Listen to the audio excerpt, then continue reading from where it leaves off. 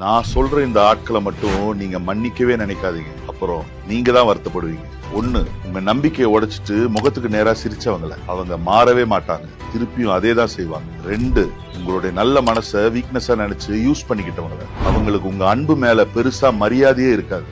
மூணு, அவங்க செஞ்ச ஒரு தப்புக்கு சம்பந்தமே இல்லாம நீங்க தான் காரணம்னு சொல்றவங்கள அவங்க செஞ்ச தப்புக்கெல்லாம் உங்களை பொறுப்பாளி ஆக்கிடுவாங்க. நாலு, அவங்க நிம்மதியா இல்லாத போதெல்லாம் உங்க சந்தோஷத்தை கெடுத்தவங்கள நீங்க அவன் நல்லா இருக்கணும்னு நினைப்பீங்க, ஆனா அவங்க நீ சந்தோஷமா இருக்கிறதே பிடிக்காது.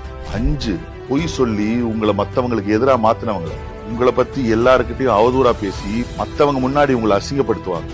ஆறு, செஞ்ச தப்புக்கு மன்னிப்பு கேட்பாங்க, ஆனா அது அவங்க மனசறிஞ்சு கேட்ட மன்னிப்பு இல்ல, திருப்பியும் அதே தப்ப செய்வாங்க, திருப்பியும் மன்னிப்பு கேட்பாங்க.